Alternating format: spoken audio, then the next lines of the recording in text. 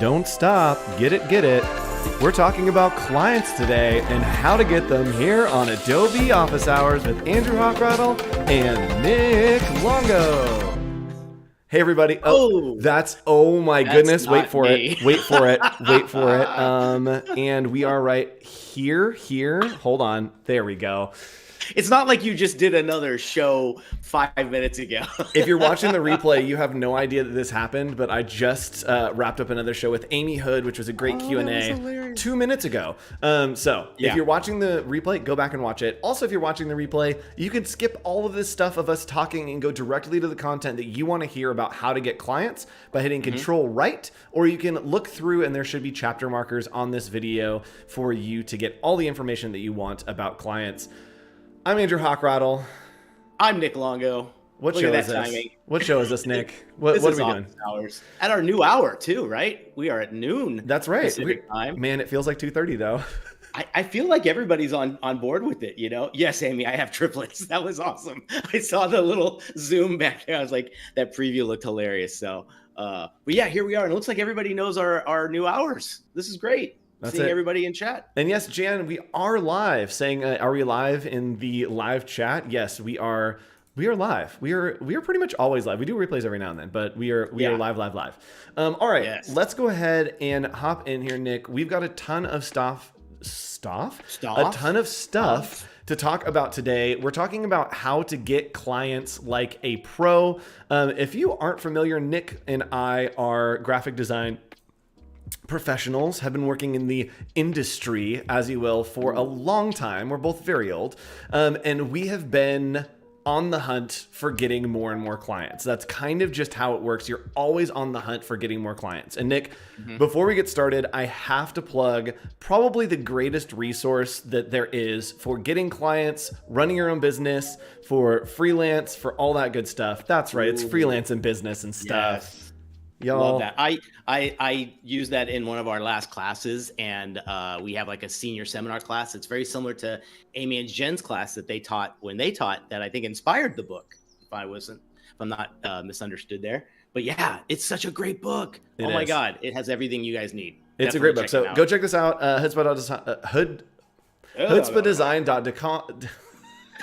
Oh wow, oh my gosh, guys, the dumpster thing has happened already. I love it. Chutzpahdesign.com/product. Oh my God, you are so red right now. Well, I'm very red right now. So yeah, check that out. And Nick, we have a very special surprise today. And we are not just talking about how to get clients. We have a special guest who is talking to us about how to get clients. And that's right. It is the one and only Amy Hood, who is too good to us, a friend of the show. So I'm so sorry, Nick. You probably won't be able to hear this video because of the way the feed's set up. But I'll give you a quick recap. We are going to hear what Amy has to say about how to get clients. And then we'll tell you what Nick and I think about how to get clients. So Amy, take it away. I didn't set up a button for this. I'm gonna have to manually hit it. All right, we're trying really hard today, guys. Here you go. Hey, office hours. Okay, what is my tip for getting hired? Well, I have three. Three came to mind and I couldn't pick my favorite because they're all very important. Number one, everyone will say this and it's such an eye roll, but people. Keep in touch with people. Be invested in people. Celebrate their wins with them, and then they'll want to celebrate wins with you. So put in effort to your relationships and keep in touch with people that you went to school with, that you've worked with. Even if it was at a job where you weren't that excited about the work, they will go on to do great things. So keep in touch with people, invest in relationships. But number two, the one that I think that is hugely beneficial if you want to have repeat clients, which is huge in having a business, is communication. The worst is when you work with someone and you're constantly having to be like, when can I expect this? How do I pay you? Where's this at? You want someone that's going to let you know, okay, this is step one. We need to sign this contract. Then I need to get you an invoice. And then you can expect first round proofs on this date by email or with a loom. Let them know exactly what to expect so that they're not wondering. People will love you for this. We have so many customers that come back just because they say we made the process easy. So that's tip number two. Number three is share your work, share it often. Never take your website down. Don't you dare do it, because once you take it down, it'll never come back. And it's better to have something that you're kind of ashamed of so that it'll get a fire under your tail to get it fixed. And also just share your process. Share where you're at halfway through something if you're not under NDA. Say like, hey, here's where I'm at on a sketch today. It'll keep you in people's minds, at the top of their minds for, oh yeah, they do amazing work. I should keep them in mind for this other project. So hope this helps Andrew and Nick. Fantastic advice from one of the best in the biz. And if you want to hear more from our friend Amy, there is actually a full playlist of this week. Nick, can you give us pointy fingers? Yes, please, right up there, guys. That's it, right there. Boom, boom, boom. So right there, click on the title of this video, go to the Adobe Live YouTube channel. You can hit that subscribe button if you want to. But we also have a full playlist of the week with Amy, where she taught you all the things you need to know about type design. And then today we did a nice little Q&A. So if you want more of Amy, that's all you get this week, but you can go back and watch the replay. Now, let's like a greatest hits in 1 week, right? It is. It's the greatest. Yes, this is the greatest hits tour of Amy Hood. Amy, we need to design you an album cover for that. I'm sorry. The tour merch.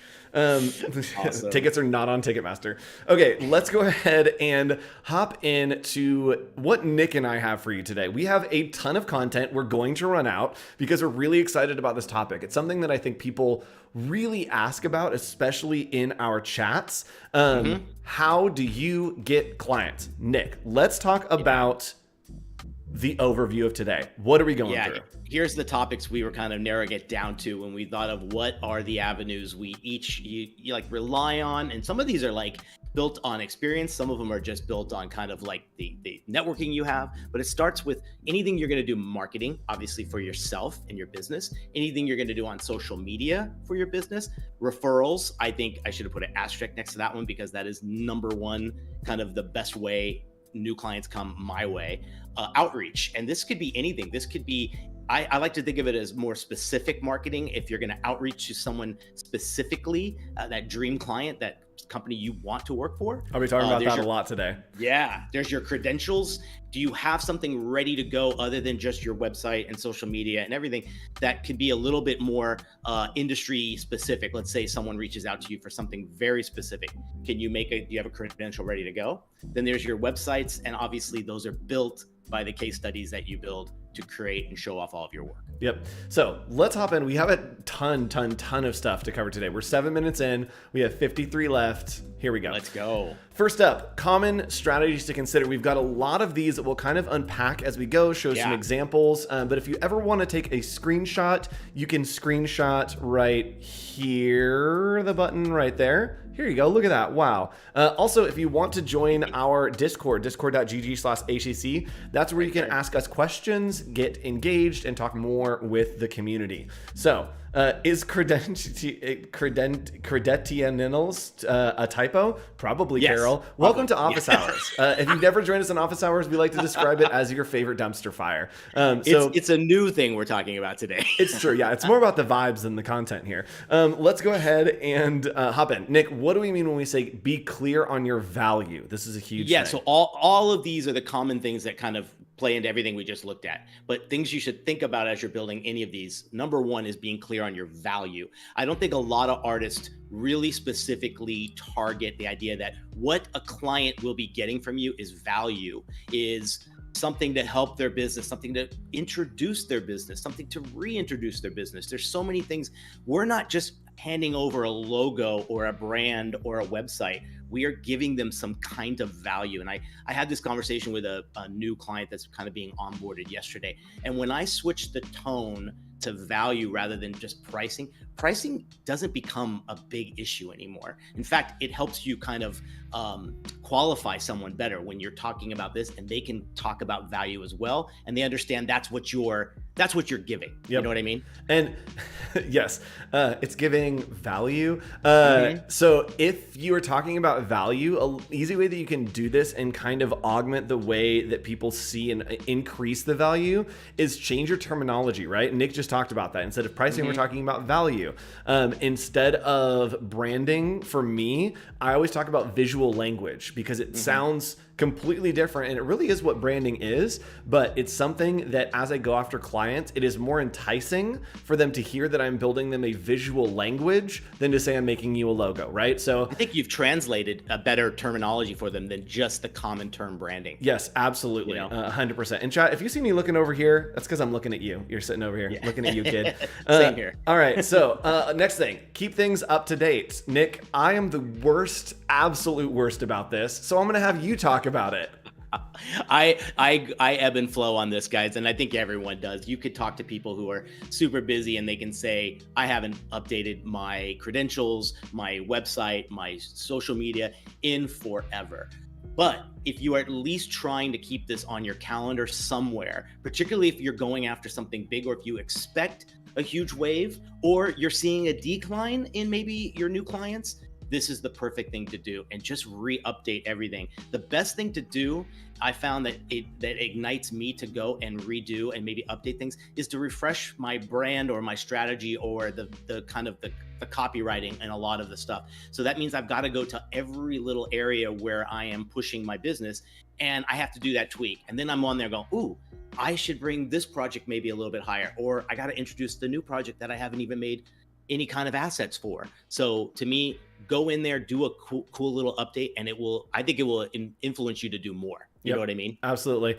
And I think what's interesting about this, here's my advice to you. If you are someone trying to level up your career, if you are a new designer, if you are stressed about this, if you don't have something to say, you don't have to say anything, right? Yeah. There's this kind of idea of like TikTok and social media that you have to like always be doing things and always keep everything up to date and post the biggest projects that you've done. One of the biggest projects that I've done, I haven't posted, and it happened like 3 years ago because I don't necessarily want to take on more branding projects right now. I like don't really get anything out of it. So if you don't want to keep things up to date, you don't have to. But if you're going after new clients and trying to get new work, probably a good idea to keep things up to date. That also means get rid of some of the old stuff too. I tend to lag on that, and I looked through some stuff and I was like, whoa, I'm hiding some of those Behance projects. So talking next, network. And if you were here for the Q&A with Amy Hood, we actually talked about this and kind of the payoff of it. Nick, what is the importance of networking and how can we do it as creatives? This is the best. I'm doing it tomorrow, going to DesignerCon. Can't wait to go and just be amongst tons of other folks. I know Andrew's going to be there. I think we're getting into two hands of Amy, the times that going? Nick and I have. Amy's not going. But I do think that Nick and I will meet for the 6th time in the history of and our they're all friendship. conferences. And they're all always conferences. But yes, networking is great. Cool. Going to conferences is great. Nick, why is it important to network? That's how I met you. That's how I met Amy and Jen. That's how I met Dave Clayton, who is here in the chat. Networking is it's the fun part. I hate that. Who said like, why did we put work in network? Like it sounds so difficult. And every time I mentioned it to students, net fun. Yeah. I mentioned it to students. They're like, I don't, but you don't get it until you're in that zone where it has such a benefit to not just your business, but just you and who you can resource with, who you can reach out to and say, hey, we need an extra thing for this, or do you have some advice for this? It helps you so well-roundedly in your career, for sure. Dang it. Sorry, guys. Oh, there we go. There you go. That was networking right there. My keys are in different places because of the show. Yes, networking is important. And I think today's episode is just sponsored by Amy Hood, official sponsor. Amy and Jen, I think, told me something that is like the ethos of the way that I function now. They basically said, Nick, what is it? You can say it. Is it the walk in the room one? Yes. Put yourself in rooms you don't belong in. I think that is so important, and it has been such a huge thing in my personal career. And that's where networking comes from, right? Put yourself in rooms that you don't belong in. Talk to people that you feel like you shouldn't be talking to. Put yourself out there, and it just happens. Like things will come together when you take chances and put yourself out there. Okay, so continuing on. Don't underestimate the power of a follow-up. Yes. I'm going to talk more about this in a different way. But Nick, what's your take on this? So last week, my latest onboarding with a pretty big size client, something very new to me, it kind of stalled. I did a follow-up and she literally forgot because she is juggling so many things. And 2 days later, we got the green light for the job. Yep. So it might have happened already. because I had done the good things with the credentials and all the other things. I thought I froze there for a second. But I love this idea that you're not top of mind with them. They might be top of mind with you. Yes. So this is your nudge. This is your way of kind of like, and make sure that follow-up is in a very considerate kind of tone where it's like, I know you're busy, but I'm just checking in to see if everything's good with what we last talked about. Feel free to contact me anytime. Yep. Those little things, or if it's someone even years ago that you worked for or worked with, do a follow-up. How's everything going? Yep. LinkedIn is a perfect spot to do that. It really is. So I'm going to talk a little bit about the Southwest project that I'm working on, but this is what's happened with that project. It's my dream project. It has been, I believe, 2.5 years at this point. Mm-hmm. And it has been follow up. And it's kept going. Things have, but like when it dies, it's the most toxic relationship, right? That you have, that they're like, they're not thinking about me, but I'm thinking about them all the time. Like that's the journey of a freelancer. Yeah. And you really have to just keep following up and eventually things will work out. So that's great. Continuing on, hard work and patience. Rise and grind, y'all. Rise and grind, y'all. I know. This one, I have to look at and remind myself all the time. Because one, I feel like I do put in the work, but I think patience is the one thing I lack so much. Like it's just, it's not in my DNA. So you do have to do the work and then wait. Not to say like that's always the case that's going to happen, but just be patient. It's not going to happen overnight. And some of all this work you're doing is going to eventually come together and cross paths with the right person at the right time. Yep. Then you're ready. Then you've got everything all in your arsenal ready to go. Yep. And this is great advice from my therapist that also applies to business and design. He always tells me everything is either the best thing or the worst thing, and the way you figure it out is time.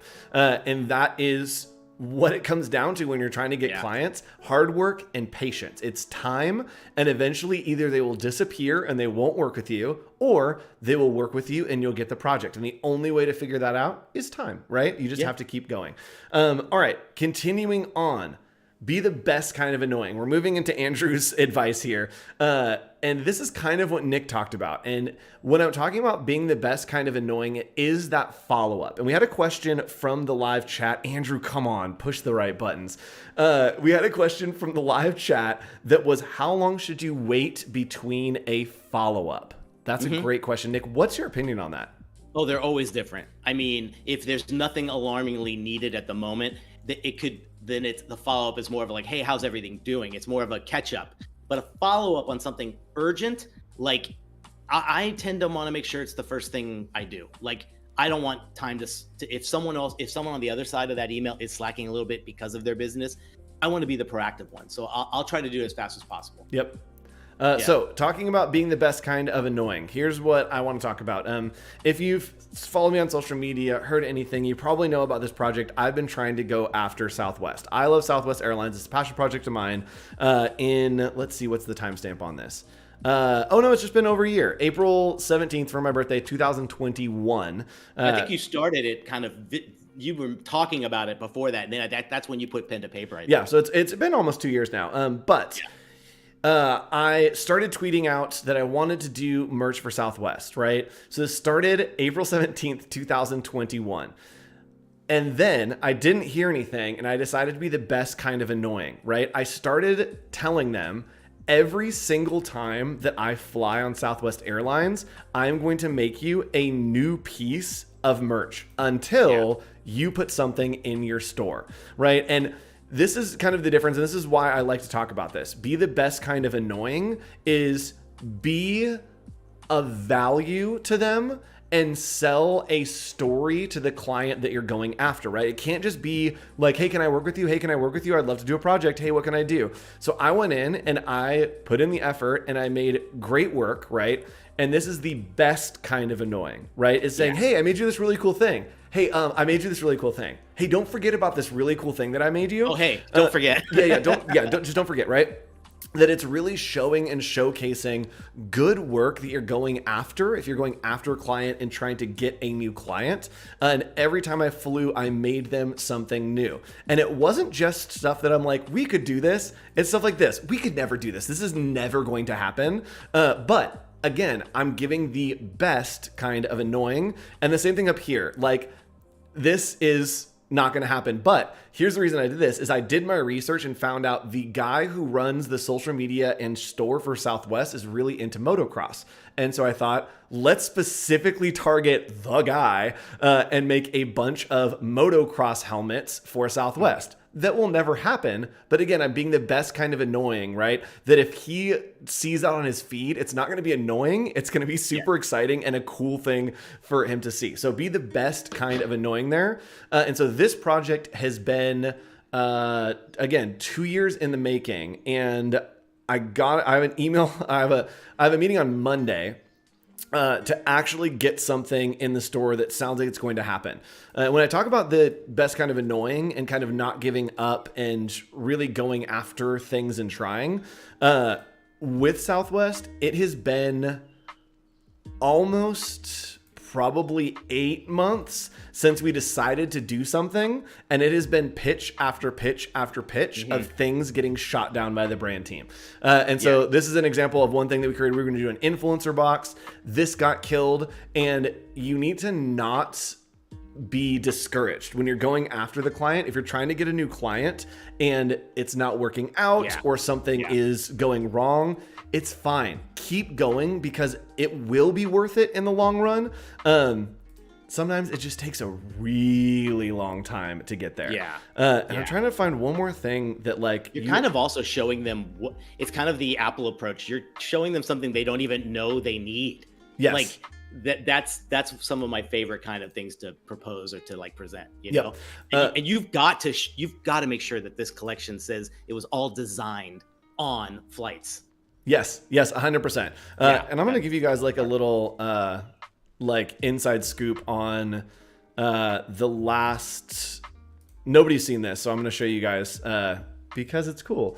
This is just extra. This is something that I pitched to them for doing Influencer Box. We were going to do a bunch of like totes in this style, and this got killed too. I just haven't showed anybody. But again, it for me is not about getting my work and my passion out there. For me, it's about getting that dream client, right? We're talking all about how to get clients today. Don't let go. Don't stop until it happens. And again, it's follow up, follow up, follow up. And here's the greatest advice that I will ever give you in office hours. If you watch one episode, if you listen to one thing, if you take one screenshot, here's the thing I want you to know. Whoever's making chapter markers for this, just put the best advice ever given. Don't give up what you want for what you want now, right? So this across the board, if you're going after a new client, don't give up what you want for what you want now, right? We want to be paid fairly. We want to be able to have some creative vision, work with great clients. We want to work, right? For me, I want to put something in the Southwest store that goes on sale through Southwest that I have created, right? You know what I want now? I want to like post on social media and be like, I did these great things. Give me the likes, right? But that's not what it's about. It's about continually doing stuff behind the scenes, emailing, following up, because what I want is that final product. Don't give that up for what you want now. Here's a screenshot for you. I think for creatives, it's very easy to find the instant thing that's going to fulfill you in some way, but not to what you really, really do want. And I think that's a great way to put it, you know? Absolutely. And here's another one. Again, today's episode is just straight up sponsored by Amy and Jen Hood. This is my next advice for how to get clients. And I think that my take is a little different from Nick's. Nick, I think I go after clients that I want to work with more. And I think that you have a better system for bringing clients to you. Would you say that's true? I would think there's a little bit of, I think, and it fluctuates in both ways, because when I'm in the same zone with clients and I go after an industry basically, but there are many times that I want a superstar specific client and I will go after that and hunt them down the same way you're doing it. So here's my next advice that is actually a story again about Amy Hood, Amy and Jen Hood. This is the advice: show the work you won't get hired for. I think that we talk about portfolios and showing your best stuff and showing things that like, oh, you will hire me for this. And like, this is an example of the branding work that I do that I can also do for your company, right? But it's also very important to show the work that you won't get hired for, right? The stuff that you're like, there's no way that somebody wants this. Like, it's too niche, it's too crazy, it's not accessible. It's just like a little too wild. And my story with this is a lot of my work that I did for kind of personal work is totally insane. It's really crazy work that I do for me that I like and I love, and I think is really good, but I couldn't get work with it, right? So back in the day, this is some work on the left that I did that I really love, this collage weird style, making people kind of feel uncomfortable, grunginess or whatever. And so I started showing this work, right? That's just weird, crazy work. We just talked about connecting things in our interview with Amy Hood, but I posted this, hey, I'm at Connecting Things. Here's some of my work. Let's hang out, right? This is 2017. 2 years later in 2019, I got to post about this project that I worked on for Red Bull with Amy and Jen of Hoodspa. And because they had seen the work that I was putting out there that was this weird, crazy, grungy, like kind of gritty stuff, it turned into one of the greatest projects that I've ever worked on, right? And I literally walked into a Barnes & Noble, picked up my book, and was like crying in a Barnes & Noble. I was like, oh, because I showed the work that I didn't think that I would get hired for, right? And even when you get hired for that work, this is all work that got killed. This was the work that I was like, oh my gosh, this is going to be so amazing. Like, this is the work that I want to show that no one wants to hire me for. And then this got completely revised. And again, it landed in the same place, but it's important to keep showing that work that you're not getting hired for, that's not going through, right? Even the Southwest stuff that I'm doing, show that work that like is not going anywhere, because it will lead to other stuff 100% of the time. Especially if it's what you really passionately want to create. I think if you're not fulfilled in that little area, you're going to want to show that stuff because it's going to connect with someone eventually, Yep, absolutely. And someone saying, how often will you hear the name of Amy Hood today? Literally the entire, again, official sponsor of this episode of Adobe Office Hours, Hoodspa Design. And yes, I was crying. I actually cried in a Barnes & Noble. The guy, and I actually bought like 6 copies, and I was like, do you guys have any more? And the guy's like, yeah, are you just like collecting? And I was like, yes, I'm collecting. You brought back some memories with Connecting Things, man. We need another one, Amy. We need one soon. Bring it back, Amy. All right, Nick. I know. So we're going to go into some general categories for people to understand a little bit better how to get clients. Let's give this one a little YouTube Shorts TikTok intro so that we can hop real quick. Nick. Yes. All right, here we go. These are Adobe Office Hours best tips to marketing and getting new clients. Nick, how do we market to get new clients? How do we market? I love doing, this is my Behance page, by the way. For marketing things, what I love to do is more or less, I would say, what I do on my Instagram and kind of like making it a mini portfolio. I think this is where exposure is going to come from people that don't know me, or they might get this through some other like or a share from somebody else. So what I'm trying to do now is create quite a bit of a portfolio in my postings, doing the 3. And to me, this is like definitely helping get the word out in a lot of ways. You can see down below, I wasn't doing that. I was kind of going, oh, actually, I've been doing it for quite a while. Here we go. So I was going very kind of haphazardly. I was using it a lot for just not really strategic in a lot of ways. And you can see it became class stuff and going to CancelCon. That was a great day, right? But now what I'm realizing is I just want to show the work, and I want to show it in a way that tells a story the same way that's on my website, the same way that's on Behance. And that way they can get this instant like mini portfolio for each one of the things. And I'm even going back in here and kind of doing this kinds of stuff where not only am I showing the glam shot, but I'm actually kind of showing behind the scenes, showing the sketching, showing some of the work and getting these done, and then the final products and the things that were there. Yep. So to me, it's a great way to build up and have those kind of secondary things in there. So for me, marketing, I would say it'd be something like this. And the other thing that I've done as far as like outreach when it comes to finding a new area or something cool is something like this. So I was doing all of these logos for some of these folks that were YouTube channels, and they were actually quite a cool little like niche to get into. And some of them don't really have branding or connections to people to actually help brand them.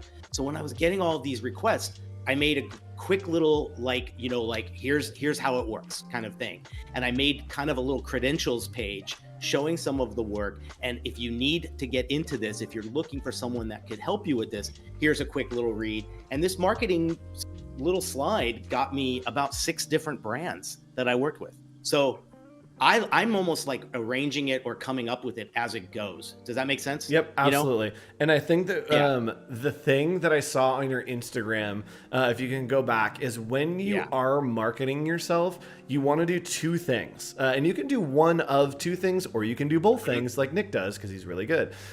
You can flex on scale and flex on skill. Right? Skill and scale. And Nick does both of these really well. And I think as you look at designer portfolios, you can see one or the other. Nick does both. Is show the skill is really good, and you show less work, right? That it's less often that you're posting. It's just really, really good work. Or you can flex on scale, showing that you can do a ton of work all the time. And that's something that could be enticing to clients when they're doing a full kind of floor to ceiling rebrand. And Nick, I know that, I mean, you do this, you do really great work. And when you do these case studies, a lot of times it's like packaging, or like if you do a store, it's like walls, murals, like wrapping papers, like everything. Oh, the best one there would be, I would assume this one here. It's Chop It Up, yeah. Yeah. We went into palettes, we went into the menu, we went into the merchandise. A lot of this was right from the pitch deck. Like we went so close to, they were such a great client to work with that I had everything kind of ready to go. That was the best. To actually wrap a Tesla was hilarious. But all these fun little things, and it's the greatest thing if a new restaurant's gonna find me and see that. To me, that's this quick little read that they're going to go like, whoa, we don't even have to look at the website. Like get them while they're there. Yep. Like that to me is, I think, the best thing to do. And if they need a deeper dive, they can go right up to the top. You've got your link tree, whatever you have, and you got all that great stuff. I really take advantage of this as well. I think you do as well, where I put, I had to delete a few that were outdated the other day. But I love this idea that even putting your Behance on there is a great thing to do, right? Your LinkedIn as well. And so these are great areas. I think LinkedIn has become quite possibly the spot. The best ones for me, for sure. That's it. Oh no. What happened? Man, I was going to transition into something and I forgot what the words were that I was going to say. We were talking about LinkedIn. Oh, it was before that. Let's do our backtrack. We're talking about marketing. We were talking about showing we were work. talking about that. What else was it? We were talking about... I got it. Okay. So in the Chop It Up, you were saying that this is stuff that's straight from the pitch deck. Here is my advice to you from Adobe Office Hours, the best advice that we will give you. If you were trying to show a large case study and a lot of the stuff in the pitch deck didn't make it to final production, nobody knows. Or if you didn't like the box or the container they chose, put it on another one. Yes, 100%. Nobody will know about anything that actually went into production when they're looking at your case study, right? You can 100% just put stuff in there that maybe wasn't a part of the project, that maybe got denied. If you think it's strong work, put it in your portfolio. Yeah, some of the tote bags, what's that line? Will it tote? I think that's the best thing I see on brand new all the time in the comments. But I've done that for clients in the case studies, and they will call me back and be like, "We need that. Can we?" And I'm like, "There's a new project. Let's talk merch."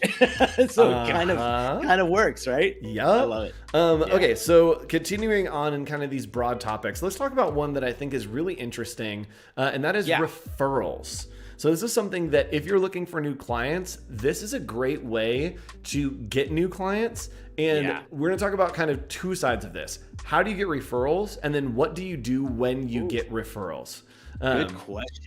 I've done this a few times, Nick. I got some good questions here. Yes, I love it. Nick, how do you get referrals? And guys, we know that right now there's some Twitter stuff going on.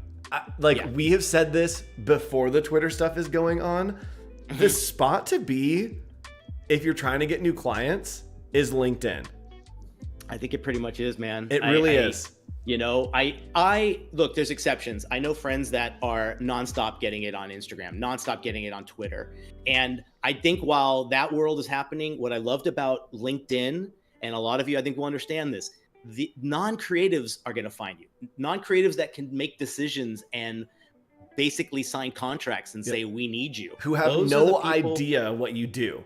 Exactly. So one thing I love is I just did a little boot camp on this with my students the other day. You can even put in a video now on the top here where it will autoplay. I don't know if you've seen that. Really? You can do a little a video kind of thing that will play here automatically. I think if I redo it here, it will show you really quick. So you can do a video intro, which is so cool. And it will play in your profile pic. Give it 1 second. Let's see what's going on. So here's kind of the breakdown that I give when I'm talking about LinkedIn. LinkedIn is full of people that have money, that want what you do, that have no idea what you do. And so if you can sell them the value, there is literally like, it is a dating pool of tens that like don't know that you exist. Right. Yeah. And all you need to do is be like, hey, I exist. And also I can do these things. And they're like, great, here's money, do those things. It really is the absolute best. Also, think of it this way. It's the extended resume you wish you could do. Yes. You know, everyone wants the resume down to one thing. It doesn't include multimedia. It doesn't include like a little bit of a brag box when you need to. And I think that's a good way to think about it. And again, as you scroll down, you could take advantage of this. You could show featured things. So any of your last few things that you've done, drop them into featured, show them in there. Your activity, if people see that you're active and you're passionate about what you do, you're going to get the call. If they see a lot of packaging or UI UX or lettering design on your site, guess what? You come off a little more like the pro, right? And this is the best way to do it. If you were trying to get clients, we're giving you more free advice here. That's what we do here in office hours. If you're trying to get clients, LinkedIn is the best place for this. If you're trying to get a new client, you are not selling them your work. You're selling them your perspective and your experience. That is across the board what freelance and getting clients is about, right? Between Nick and I, if we went for the same client, right, we both do good work. That's not what it's about. What differentiates us is the perspective that we are going to bring to that client, right? And that's what you want to sell. And LinkedIn, again, is the greatest place to do that. You're not just showing them your work. You're able to give color commentary. You're able to post links that are relevant. You're able to really show the perspective that you have on creativity and the world and how that perspective will value your client, right? You got live referrals all there with your recommendations. You have your skills. Don't forget to put your skills in there and endorse other people as well, because other people endorse you and that gives you more credibility with people. But don't forget here, guys, you can put multimedia in all of your experience, which is really great. It's literally like the stuff you wish could be on your resume, and now it could be there, which is fantastic. Co-producer and host of Office Hours. Look at that, man. Nick, look at us. Y'all, we did it. Chat, I'm so happy. We made it. We made it to the big time. We're on Nick's profile. We made it to the experience level of LinkedIn. Look at that, my friends. Very cool. All right, so let's talk about this. And I think what's next? I think that this is kind of an interesting take. We can go one of two ways. Chat, we'll let you pick in our live chat. If you're watching the replay, skip past this section real quick. Live chat, we can go two ways. We can talk about how important it is to have big clients or like establish your credibility, or we can talk about how important it is to cater to the audience you're trying to go after. One is going to be credentials. Two is going to be catering. So 1, credentials, 2, catering. Nick's really excited about 2, but we'll do those. And while we do that, we're going to make some announcements. Nick, let's do this announcement real quick while they vote. What's coming up next week on Adobe Office Hours? We are off. We're off. Yes. Every week. If you never watch this, every week I throw to Nick and see if he knows what we're doing next week. And this week, what am I going to know? The day off. We got it. The day off. We are not here next week. We're celebrating Thanksgiving here in the U.S. Other countries don't celebrate Thanksgiving, right? I don't think that's a thing. Maybe they do. I don't know. But we're celebrating Thanksgiving here in the U.S. I will be recovering from lots and lots of food. And during office hours next week, if you want to tune in, I'll just be laying on the ground. It will be a live stream of me laying on the ground for an hour after Thanksgiving. That's not happening. All right, we got some questions or some votes coming in. We've got a couple for ones. We've got a couple twos. Let me look at YouTube because I know YouTube people are sometimes over there. So far, two's winning on my end there. Okay, yep. Nick's really excited. And Germany does not celebrate Thanksgiving. All right, Nick, we're doing two. Yeah. Let's talk a little bit about catering to your audience. So Nick, how did Nick's screen, you guys can't see it, but when we talk about something that Nick's excited about, his screen starts going crazy and I can see like all the tabs he's opening. Yes. So Nick's very excited for this one. Nick, how do you cater to the client you're trying to get and go after? Perfect. So I make mini credentials, mini portfolio pieces that are proposals to a new client that's in the zone that I want. And restaurants just seem to be the thing that I, one, love the best, because two, I think they are also longer range projects. They tend to go beyond just doing the brand, right? So you have to do all these other things, but to show something of interest. So a few weeks ago, got this call from someone that is looking into this new site and this new restaurant, and to just kind of just introduce myself, I put this little presentation together. And basically what this does, it talks a little bit about, it's like that mini credentials that are specific to this industry. So I can send this with the total confidence, knowing that I have gone through this. It's got everything in there. I've even shown it to a few people to say, is it enough? Does it have everything that it needs? And what was interesting was someone said, didn't you get into that logo lounge thing? And I said, yes. And they're like, why isn't that on your credentials deck? And I was like, okay, good point. So we put it here, but I also put this big fact that 85% of the clients that I get come from referral. So I wanted to make sure that that was kind of there front and center. Then it talks a little bit about a specific portfolio to this industry as well. So I tell them core services and things that are going to be there. Then I show some more of the kind of, the material, the work, some of the stuff. I like to show a series of mural, social media, the logos themselves. But then I like to break them down into some phases, because in most cases, they probably have some questions about how does this work? What's the process? And I want to make sure it's enough, but it's not going to scare them at this point. So to me, this three-phase approach is really awesome. And if they go up here, they can click and it will go to a logo system, basically PDF that I've created, that they can see the visual along with it. So I'm always want to give them a visual along with it. And then if they're at this point, I would include the pricing. But here's that thing that me and Andrew always talk about. Let them know about the other things you could do as your additional services, because they will kind of question and be like, do you know anyone that can do packaging? If you've just done the branding for them, you want to make sure they know you can do what you want to do. Notice I don't have websites in there because I do not want to do a website for them.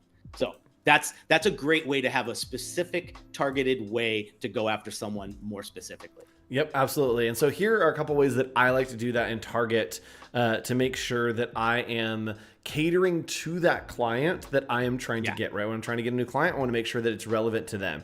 Is I have completely segmented the places that I will send clients I'm going after, or clients that are talking to me, right? Mm-hmm. If I can tell that they are an edgy client, if they're doing editorial work, if they're looking for kind of spot illustration stuff, I have a completely separate portfolio that doesn't link anywhere to my branding work, that is just under my name, andrewhawkrattle.com, and it has all of my crazy, weird editorial work that I'd love to get hired for, right? All this type stuff, a lot of like the crazy campaigns. I love that animation. And just right, the crazy stuff. And this is catered to the audience that is magazines, right? That is trying to get editorial, that wants that like edgy, cool, crazy content, right?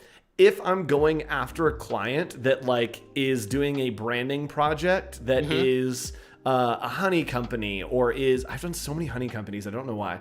But if it's a client that's looking for like a professional branding, I actually have a completely different place that is A Google Slides doc. I know that this is like the weirdest way to put it, but hear me out. Here's why I use a Google Slides doc is because I can cater this to them very quickly before I send it over, right? I can take things out. Custom personalization. Yep, I can take things out, I can put things in, and that way I can put a little custom message. Hello, Adobe Office Hours, right?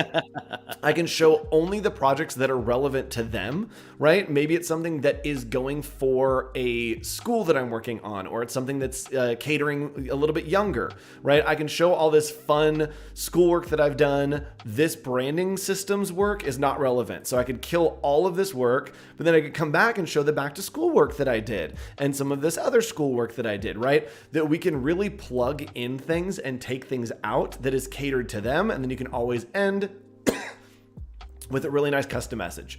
And so this is just really helpful for me being able to create these Google Slides and send them out very quickly. And you know what, Nick? I just thought about this. I could probably do this pretty easily in Adobe Express as well.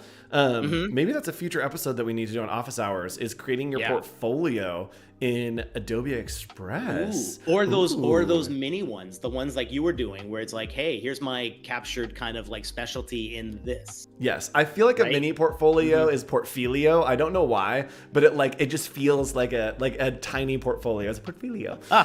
And portfolii is two of them. It's two of them, yes. Portfolii, yes. Make sure that if you, that's true. Yes, I don't have a portfolio. I have a portfolii. Gosh, we're off the rail. Here's the thing. We moved to this show earlier and we still are acting like it's like 5 o'clock on a Friday. Of course. It's like the whistle's about to blow. You can just hear it. It's almost 5. Ready to punch. Okay, so let's continue here and talk about... Actually, this is a good transition. So I just showed my website, plural, my portfolio. Let's talk about your website, Nick. How do you convince clients to work with you, or how do you get new clients using your website? And this is such a good transition. Here we go. And how can our audience that uses Behance profiles create a website of their own? Oh wow! So let's go to Behance first. Oh, we're going straight there. Okay, all right. You guys get the right away. Let's do this, or we could do it either way because I think they kind of go hand in hand here. But I did mostly Behance before really building the portfolio, the website, to the way I wanted it. And from here, I was just trying to be very consistent with the way I set up my tiles and my brands and everything. And as you go down here, you see it's a little bit more of like that dumpster fire. It just becomes like, these were things I was doing before I've even launched my company. So these were old things that I'm still looking at at least I was consistent with my tile and my cover, which I was trying to kind of keep some kind of consistency here. But when I got to here and I was doing these things, what I've tried to do was I went and I built, this is the website that I built. I'm just going to make it a little bit smaller because I think it will come in a little bit clearer if I do it that way. Okay, cool. And the stuff that I did was I remembered listening to some interview, and I'll never forget the one person that was talking was saying, build your website for your clients, not for other designers. And I was building everything prior to this very much for other designers. And I wasn't thinking that it should be made for the person coming in going, I want to see what you can do for me. So when I put these together and I made a case study, I looked and found what people were talking about. And I gave myself these headers on the top that talk about the challenge, talk about the results, and then talk about the services that I rendered for them.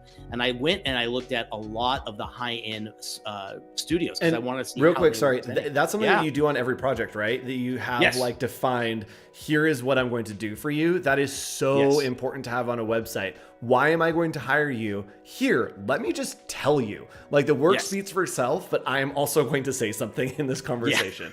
Yeah, exactly.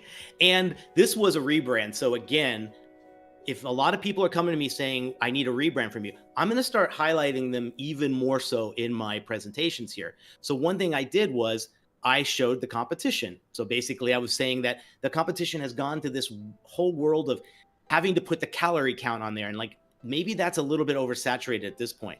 Then we looked at the previous branding and we were very courteous. We don't go and say like what was so wrong and what was terrible. It was more like what was not working, what was not communicating. Yep. So then when I show them the new one. I love those conversations, with clients. Right? Yeah. And it's like, it seems like there are a lot of barriers to entry. And really you're just like, dude, this design sucks. Exactly. So this was like literally a great way to show off why rebranding was great. I've even created a rebrand section because so many people were asking about this, and I thought, why not put it here on the website? And again, what I've done was I've shown some of my before and afters of all the brands that I've gotten to redesign over the last few years. And why? Like, what was the reason for that? Like on this one here, this was all about making the retail buyer happier. When this company was trying to get into all of the health food stores, they were told your product is great, but your packaging is not going to stand up to what's around it on the shelves. Yep. So we gave them a much better solution that's much more competitive. And again, this is a neat little addition you can add to your website or to any of your credentials. It's not just all about the work. Like, strategize this a little bit and talk about what do you do best and make a section on that. I know, like, it'd be great if you did this and showed like my wild side or something really cool, because I think I'd want to see both sides of what you do when it comes to being a graphic designer and a communication designer. So I love this idea. I don't do news much anymore. I do kind of have the power, Empower, which is kind of mentoring and other stuff. So I try to make sure I'm like keeping it fresh and keeping it good. But for me, it's literally about the work. It's making sure you are putting all of this stuff in there and making sure your case studies are to the consumer. I'm sorry, the possible client, not other designers who are going to be like, that looks fantastic. Yep. And Nick, right? Something's happened that somebody pointed out in chat as well. Keeping things new and fresh. Nick, is that a new logo up there? Does Longo Designs have a little rebrand? Look at that. It has gotten it. Yeah. So we're ditching the logo mark, and I wanted the most unique and specific kind of cool thing for the new name. And I'm testing it out right now. We love it. Chat loves it. All right. A question from Dave Clayton. That's a great question for you as we go through a lot of your case studies. And now I'm just interviewing you because you're an amazing designer. Thank you, sir. Do you shoot actual product on these? Do you make your own mock-ups? Are you using Adobe stock? How are you creating these? Mock-ups? These are 95% Adobe Dimension. Dimension, y'all. It is the secret. The cool thing, I think I'm going to say this, and again, we say things on office hours that like may not be public information, and who knows if it's going to happen. So I'm just going to say this. I think that we are going to be doing a boot camp, just like we did with Amy, just like we did with Adobe Express. I think we're going to be doing a 3D boot camp early next year. So stay tuned for that. Nice. Make sure you're tuned in and subscribe to Adobe Live, because we may be able to showing you how to use Dimension. Because Nick, pretty much everything that you do is in Dimension for these mockups, right? Yeah. So sorry for the gardener sound outside. Now that we have a different hour, we're good. You can? No, we're good. All right, nice. So I do mostly either Adobe stock. We find actual photography of some of the products and then do a lot of Photoshop on them as well. But for me, like this section here, 100% Adobe Dimension, including backgrounds, including props. To me, this is a great way to do it. I get a little bit more control. I know sometimes with things like this, like white products or white packaging, they're impossibly hard to do photography on. Yep. So for me, I could do these and then I can share them with the client, but it's also added things you can give to a client, right? You can show them, we can do all your product photography, but we're doing it on Adobe Dimension, which is fantastic. So easy. Even this one here, floating on water, literally a free Adobe stock image on the back and cans placed on Adobe Dimension, lighting matched, and it was all good. That's crazy. And with this, there's so many easy ways that you can do this. You can use Adobe stock, then you can use Adobe Dimension, and then you can use neural filters to do harmonize, right? That's a great idea. Literally in like 3 clicks, you can have awesome mock-ups like this. All right, so that's all we have for today, y'all. Thanks so much for tuning in. We got a couple minutes left, and I want to tell you about something that is coming up. Office Hours, Adobe Office Hours as we know it, has 3 episodes left. Oh, but we're not getting canceled. But we're not getting canceled. We will be slowly making a transition. Nick, what platform are we going to? MySpace? We're going to MySpace, y'all. We are going to be live on MySpace. We are going to Twitch. So we are going to twitch.tv/Adobe. We're going to be slowly migrating over there into the new year. We'll be here for a little while. We'll be simulcasting. But Being on Twitch allows us new opportunities to engage with you, which is what we want. The show is so interactive, and this show is so important for you, the audience, to participate. And Twitch allows us to do that so much better. We'll be able to do polls. We'll be able to play games. We'll be able to have a grand old time over on Twitch. So go subscribe, or don't subscribe. What is it? Follow on Twitch. We're still learning. Go follow twitch.tv/Adobe. There are live streams over there. Our friend Katrina has been live streaming over there. I've done a couple. So go subscribe. We'll be starting that in the new year, so we'll remind you as we go. But until then, just subscribe here on YouTube. There we go. To the Adobe Live channel to get all the content. But there'll be more Twitch content coming in the future for next year. Nick, what is our inspiration going out into the weekend? Don't fear putting yourself out there in your portfolio, in your social medias and everything. If you're complaining and not getting all the right jobs, push a little harder. Don't be afraid to do this. It comes back. Trust me. Be patient. Yep. Be patient. Absolutely. And if you are looking for new clients, this is literally a sticky note that I wrote myself yesterday from therapy. Here's my advice to you going into the weekend and going into your creative careers. Let's see if we can get that.